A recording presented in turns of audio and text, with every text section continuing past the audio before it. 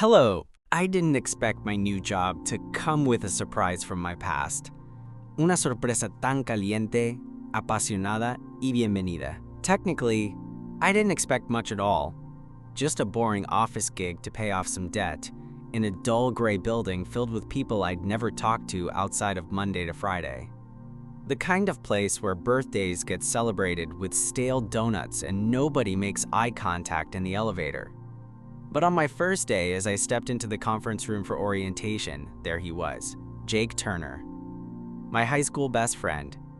The same guy the first hadn't spoken to in 7 years, ever since the night everything got weird, and we both silently agreed not to talk about it again.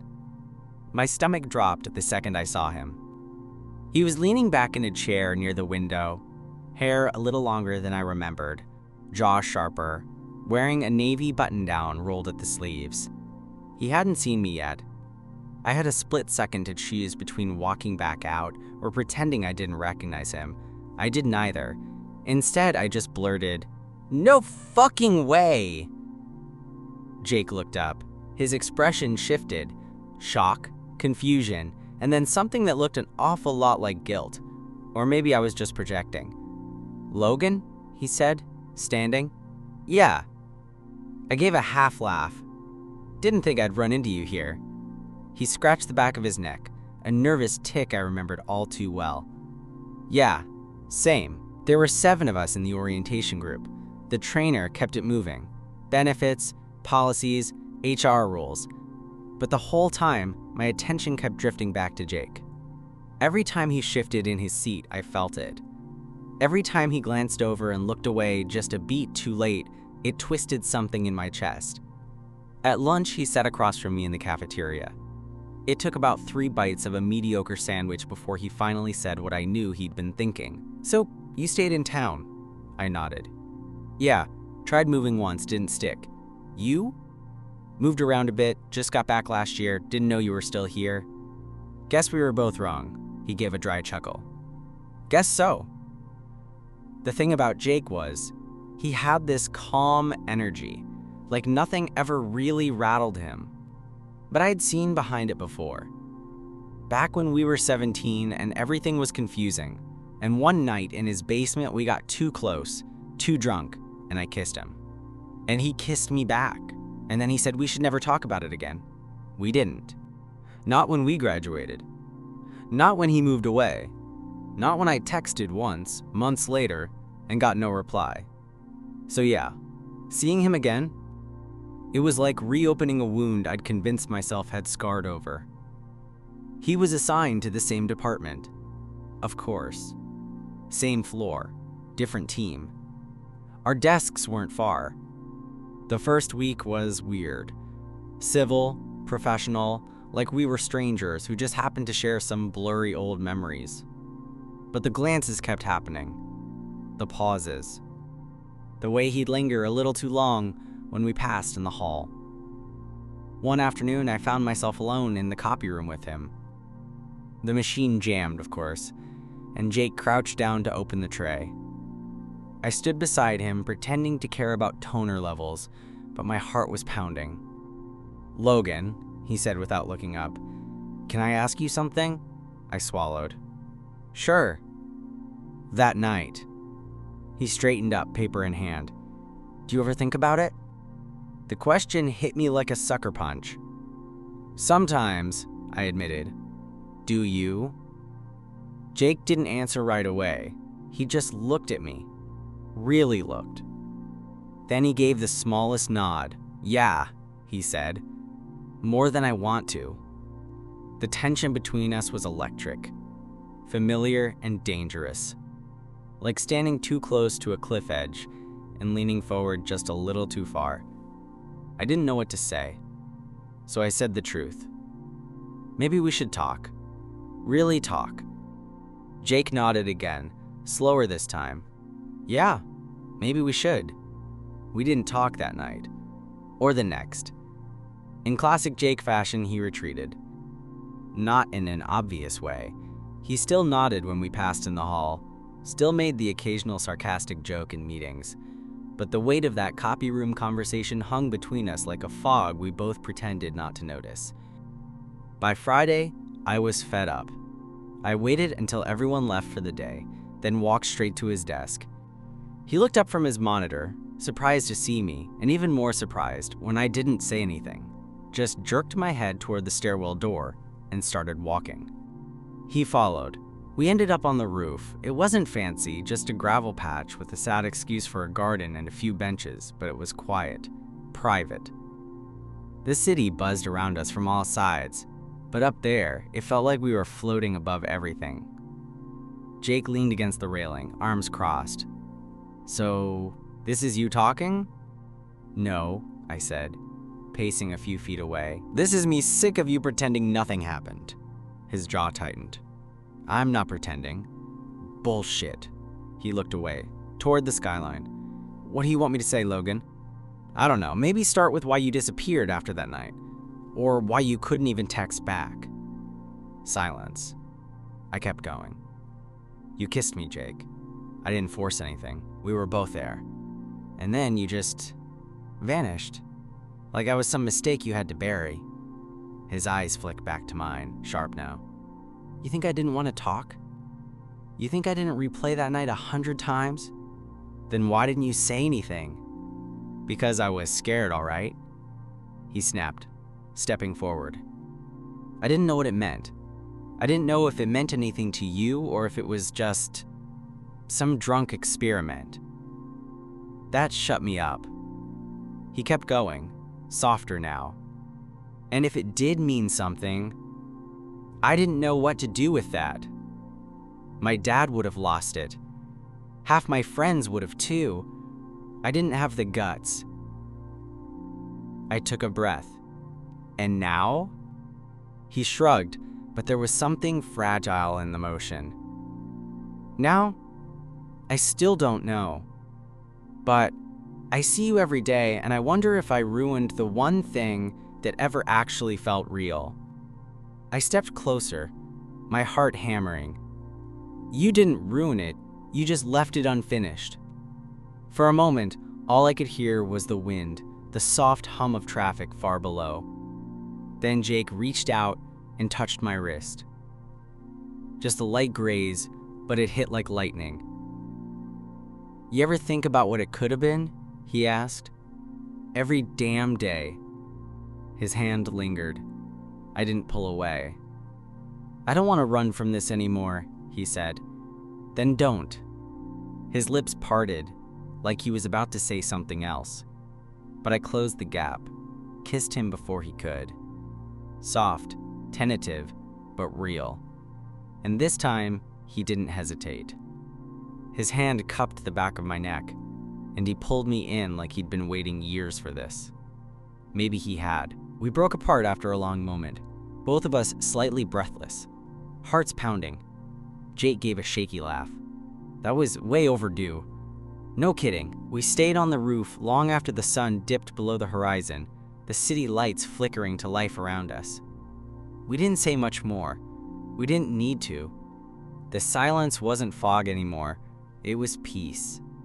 After the rooftop, everything felt different. We didn't define anything. There were no dramatic conversations or labels, just quiet moments that felt heavier than they used to. The kind where your hand brushes his on accident, but neither of you pulls away. The kind where the pauses between words stretch just a little longer than they should. And sometimes, the kind where we ended up walking home together, not because we lived close, but because neither of us wanted the night to end yet. 2 weeks passed like that. Then came the night it stopped being just almost. Jake had invited me over to watch the Knicks game. Something dumb and familiar, like we were 17 again and sneaking beers from his dad's garage fridge. He lived in a modest one-bedroom in Astoria, nothing fancy. It smelled like the candles he always forgot to blow out. I brought beer. He ordered pizza. We barely touched either. The game played in the background while we sat side by side on his couch. Not too close, not far. That space again, small, but so loaded it practically vibrated.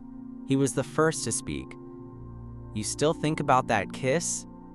His voice was low, uncertain. I turned toward him. "The one in high school? Or the one on the roof?" Jake gave a small smile. Both. Yeah, I said. I think about them. He was quiet a long beat, then added, sometimes I think about what would have happened if we didn't stop. I swallowed. You mean that night in your basement? Jake nodded. I leaned back, trying to slow my heartbeat. You stopped us, said we shouldn't talk about it. I was an idiot, I know. He gave me a look, half sheepish, half searching.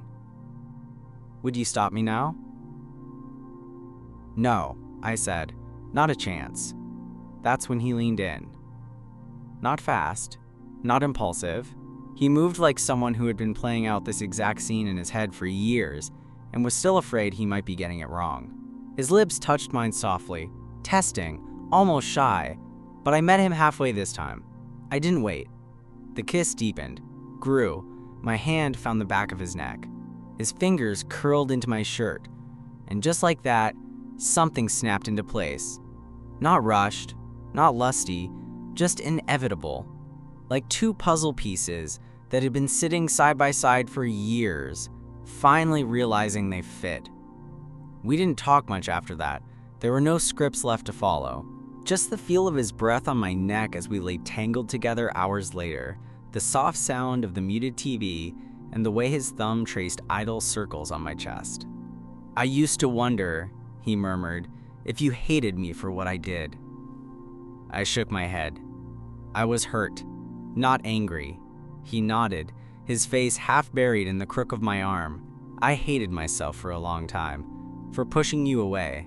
I kissed his temple. Then maybe this is our second chance. Jake let out a breath. Relief, maybe, or hope.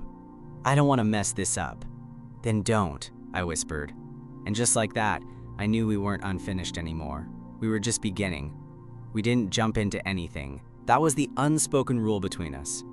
After that night, I half expected Jake to pull away again, to disappear into the same shell he'd gone into after high school. But he didn't. He texted the next morning, just a simple, "You left your hoodie, by the way. Want to come get it?" But it said everything it needed to. I went over that night. We didn't kiss. We didn't even touch, not really. We just watched TV, ate leftovers, talked like normal people who hadn't shared a bed the night before. And it was okay. Good, even. Because it meant it wasn't just about that. We were building something. It was weird though, balancing this fragile new thing with the rest of our lives. At work, we still acted professional, civil, careful. Only the occasional glance or shared smile hinted at anything more, but the looks were everything. There was one day in particular, Friday, 2 weeks later, when I had the worst client meeting of my life. I came back to my desk, pissed, tired, and fully ready to go full do not talk to me mode. 5 minutes later, a cup of my favorite coffee appeared on my desk. Jake didn't say anything, just set it down with a small note on a Post-it.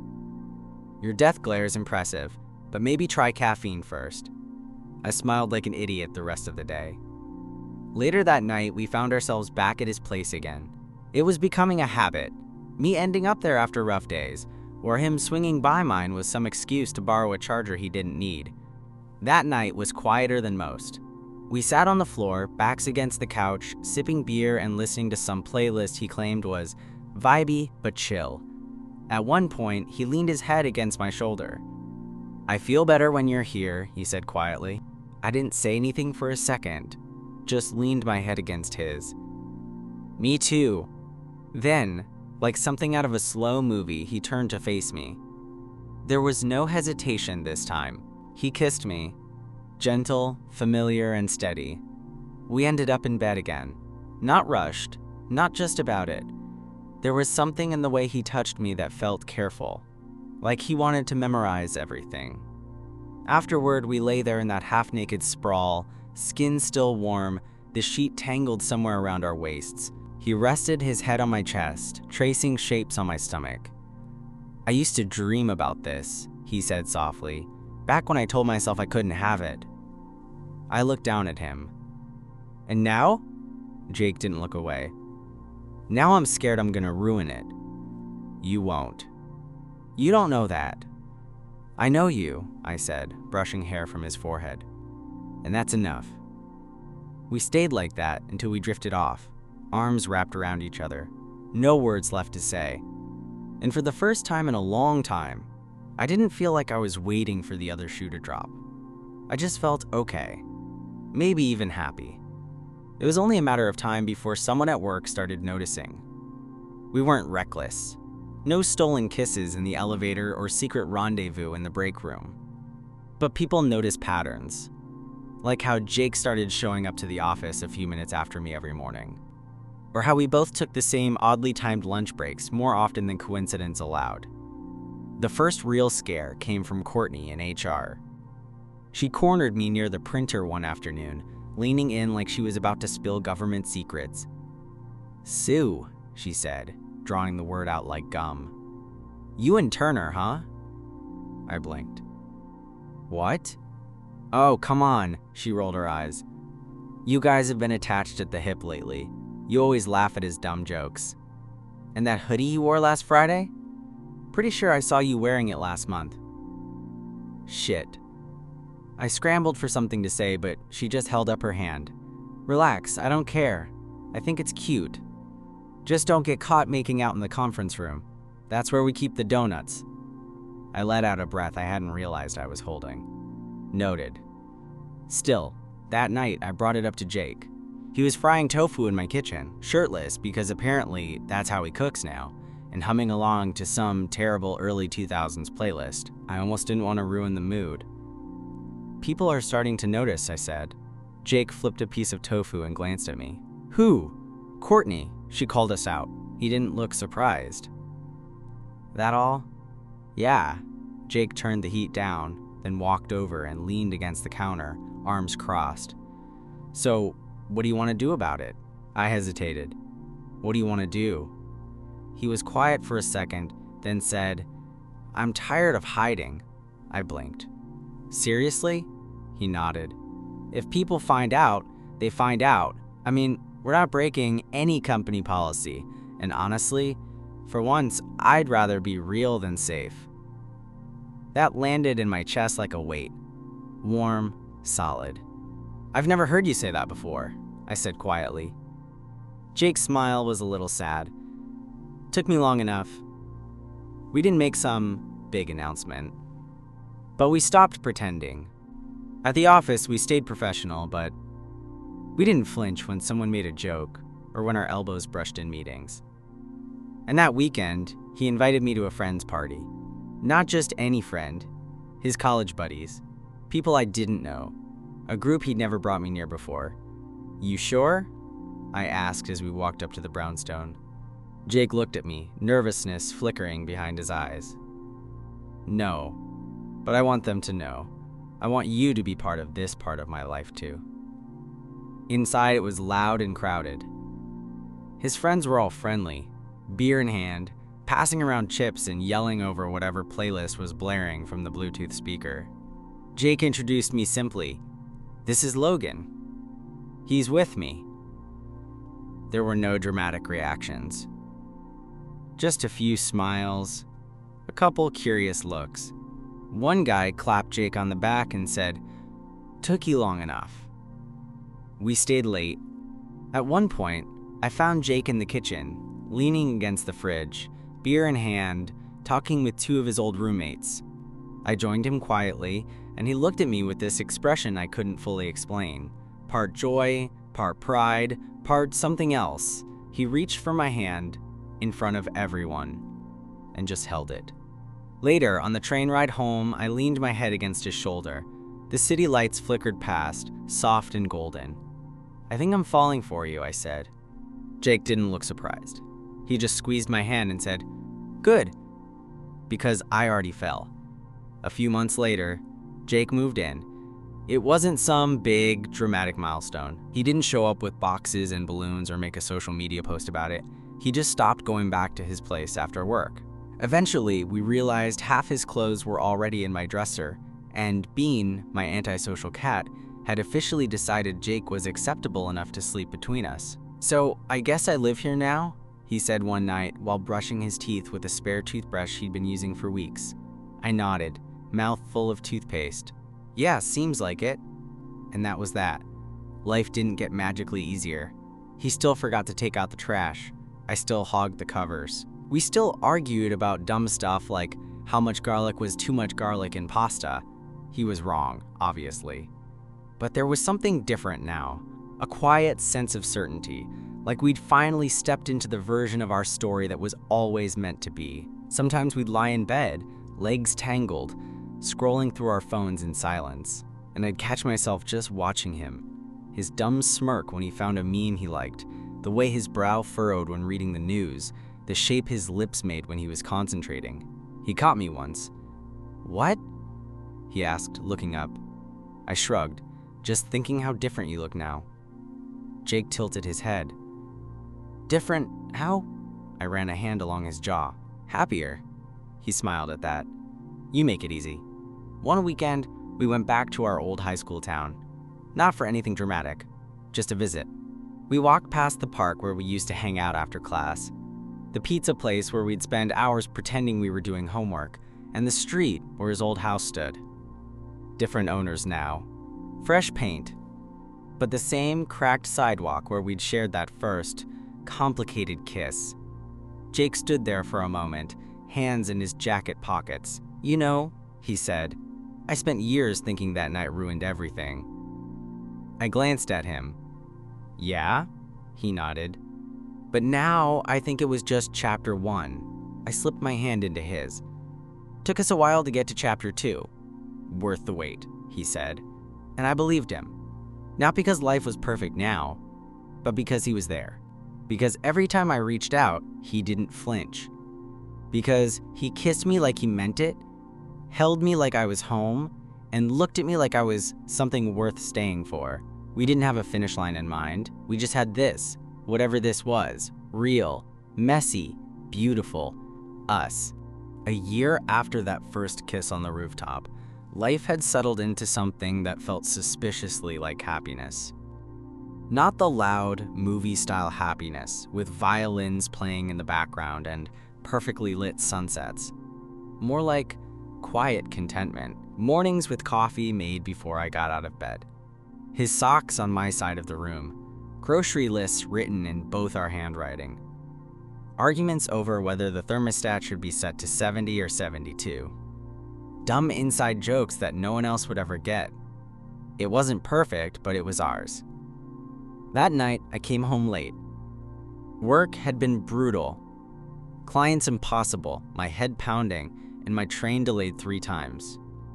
I walked into our apartment already half defeated, expecting nothing more than leftovers and silence. Instead, the lights were dim, the kitchen smelled faintly like lemon and garlic, and Jake was curled up in bed with a book in one hand and his reading glasses. Yes, reading glasses, the ones he swore he didn't need, sliding down his nose. He looked up as I walked in. "Hey," he said, like the word carried something softer beneath it. I dropped my bag, toed off my shoes, and stood there for a moment, just looking at him. And then it hit me.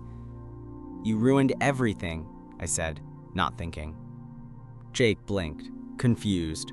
"What?" I stepped closer. "You ruined how I used to think love was supposed to be." He raised an eyebrow, amused, but cautious.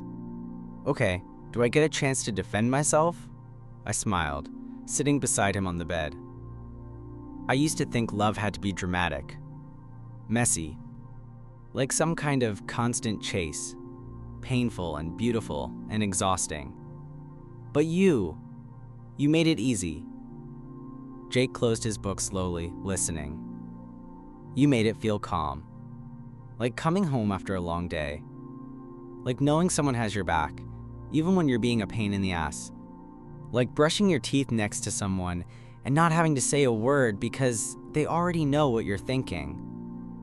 He was quiet, his gaze steady. "I didn't know it could be like this," I admitted. "Simple, real, not because we don't have problems, but because we deal with them. Together." Jake reached out, resting his hand on my chest, right over my heart. "That's all I ever wanted," he said softly. And then, almost like it was nothing, he added, I love you, by the way, in case I forgot to say it today. I looked at him and felt it again. That strange, grounding peace that had started with one kiss and grown into something bigger than I'd ever imagined. Something ordinary and extraordinary at the same time. I love you too, I said. We lay back together, his head resting on my shoulder, the apartment quiet around us. No fireworks. No grand declarations. Just the sound of his breathing and the weight of him beside me. And maybe that's what love really is. Not the big moments, but the little ones. The ones no one sees. The ones you build brick by brick, day by day. A life not made of highlight reels, but of small, soft, steady things. Like this. Thanks for watching. Bye-bye.